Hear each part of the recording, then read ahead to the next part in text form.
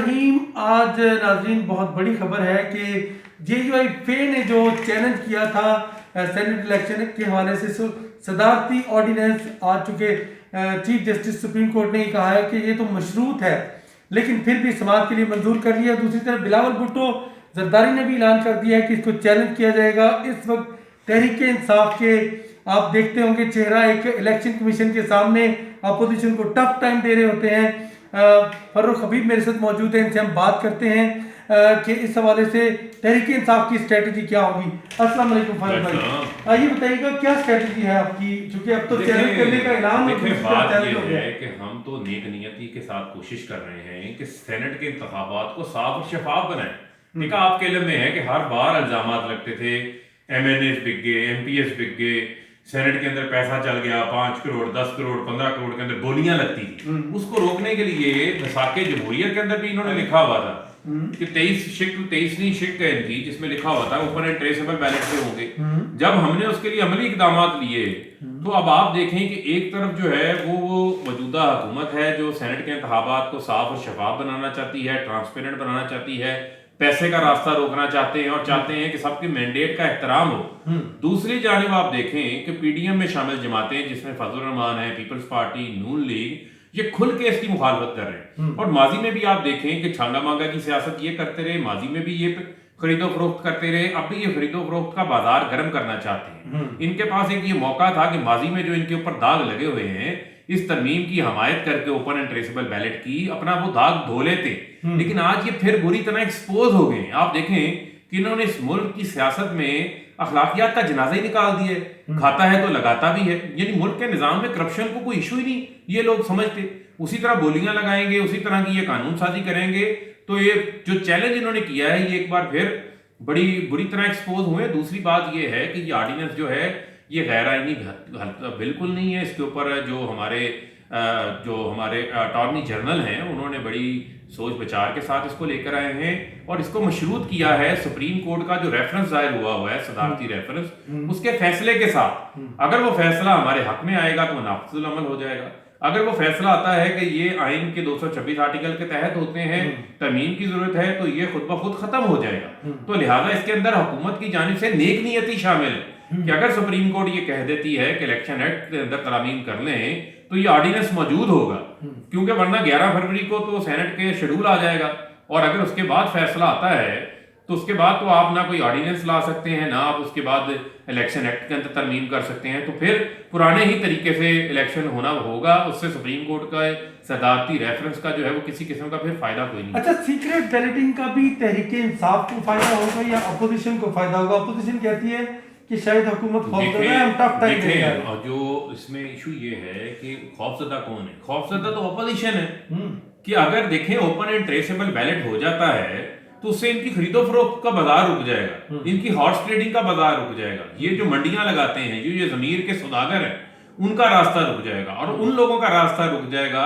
जो फजल Rahman type leaders को अरबों रुपया देकर सेनेट का टिकट लेते हैं, फिर अरबों रुपया खर्च करके सेनेट का हिस्सा बन जाते हैं, जिनकी ना कोई सियासी स्ट्रगल होती है। ये लोग खौफजदा हैं, इनकी दिहाड़ियां मरती नजर आ रही हैं, इन करप्शन का रास्ता रुकता नजर आ रहा है, ये इस वजह से खौफजदा है। अच्छा, दूसरी जानिब इमरान खान है जो चाहते हैं कि निजाम ट्रांसपेरेंट हो, तो हम खौफजदा नहीं है बल्कि हम जमहूरियत को मजबूत करना चाहते हैं। हम इस जमहूरी अमल के ऊपर अवाम के एतमाद को आगे बढ़ाना चाहते हैं। हम चाहते हैं कि एक आला अखलाकियात का मेयार सेट हो सेनेट के इंतखाबात के।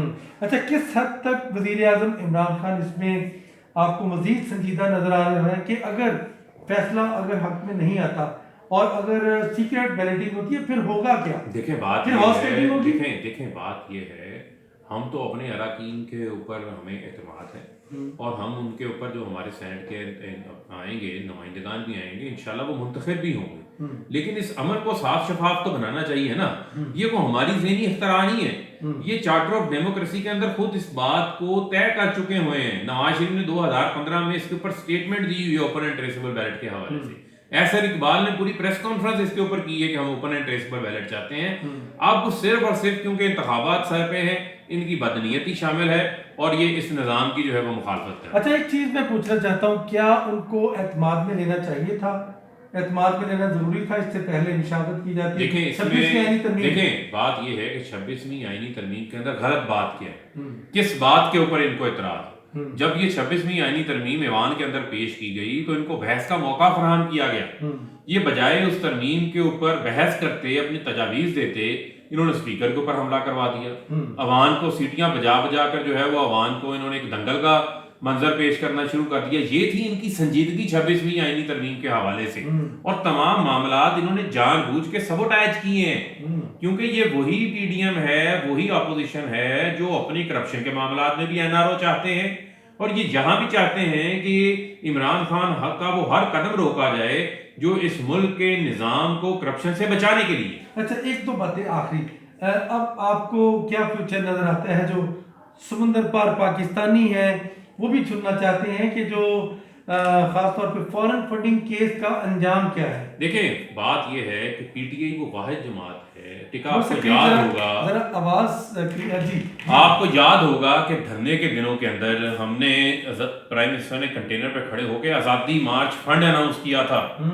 टिका एक हफ्ते के दौरान लोगों ने करोड़ों रुपया जमा करवाया, जिसमें बैरून मुल्क ओवरसीज पाकिस्तानी भी शामिल थे, और आप जैसे तनख्वाहदार तबका के लोग भी शामिल थे, जिसकी महाना तनख्वाह थी उसमें से उसने कुछ हिस्सा उस फंड में जमा करवा दिया। पीटीआई, क्योंकि लोग हमें क्यों फंड कर रहे थे, लोगों को पता है कि ये नया पाकिस्तान के लिए कोशिश कर रहे हैं, ये मुल्क में तब्दीली लाने के लिए कोशिश कर रहे हैं।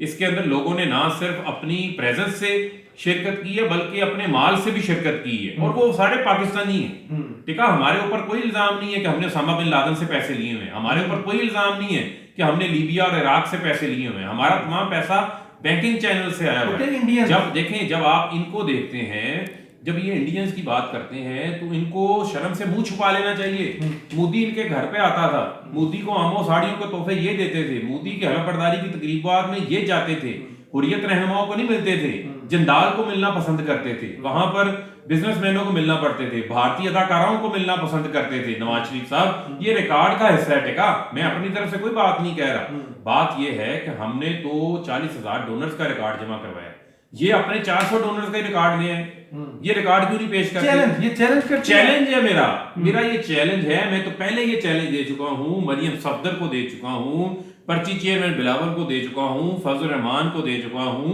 कि आए अपने चंदे की, अपने हलवे की रसीदें भी ले आए, ताकि कौम के सामने हो ना। आप हमसे सवाल पूछते हैं तो आप अपना खिलाफिया का म्यार तो बड़ा करें ना, अपना रिकॉर्ड तो जमा करवाएं, वो रिकॉर्ड आप जमा नहीं करवा रहे। अच्छा सर, दूसरों को नसीहत, खुद मियां फसीहत। अच्छा, सिर्फ आखिरी, अब पीडीएम जो फॉरेन फंडिंग केस का अपडेट क्या है, स्टेटस क्या है? देखिए, अभी तक जो है वो स्क्रूटनी कमेटी के दर्जनों अजलास टिका हो चुके हैं, और अभी तक जो है वो इलेक्शन कमीशन का फैसला भी है कि स्क्रूटनी कमेटी को पीएमएलएन ने, पीपल्स पार्टी ने अभी तक अपना कोई रिकॉर्ड जमा नहीं करवाया। इनको रिकॉर्ड जमा करवाने के लिए उन्होंने मुद्दत फराहम की है, और अगली कमेटी के अंदर इन्होंने अपना रिकॉर्ड जमा करवाना है। अगर रिकॉर्ड जमा नहीं करवाते तो स्टेटमेंट बैंकों से उन्होंने इनका रिकॉर्ड मंगवा लिया है।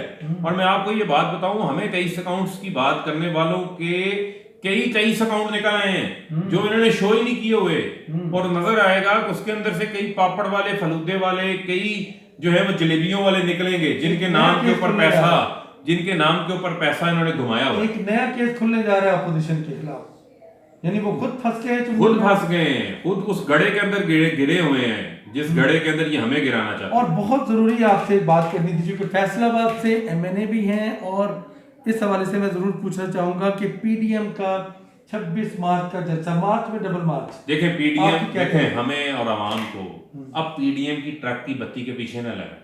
पीडीएम जो है वो डेड हो गई हुई है, 31 जनवरी की डेडलाइन के बोझ तले दब के अपनी ही बातों का बोझ नहीं उठा पा रहे। इन्होंने तो इस्तीफे दे के हुकूमत को चलता करना था। ये आज जो है ज़मीनी इंतखाबात लड़ने जा रहे हैं, ये वो जो सेनेट के इंतखाबात ये लड़ रहे हैं। फजल रहमान साहब एक तरफ कहते हैं ये असम्बलियां जो है वो गैर कानूनी है, उन्हीं गैर कानूनी असम्बलियों से सदारत का वोट भी ले लेते हैं, बेटा डिप्टी स्पीकर का वोट ले लेता है, उन्हीं गैर कानूनी असम्बलियों से अब सेनेट का इलेक्शन लड़ने जा रहे हैं। तो इनकी जुबान एक है या नहीं है? ये तो इनका मौकफ क्या है? ये यू टर्न है, ये तो राउंड अबाउट बने हुए हैं, ये तो घूमी जा रहे हैं। राउंड अबाउट नया नाम दे दिया है कि अपोजिशन तो यू टर्न नहीं, राउंड अबाउट बनी हुई है। और thank you very much Farooq Habib साहब ने आज बहुत ही जबरदस्त गुफ्तगू की। और एक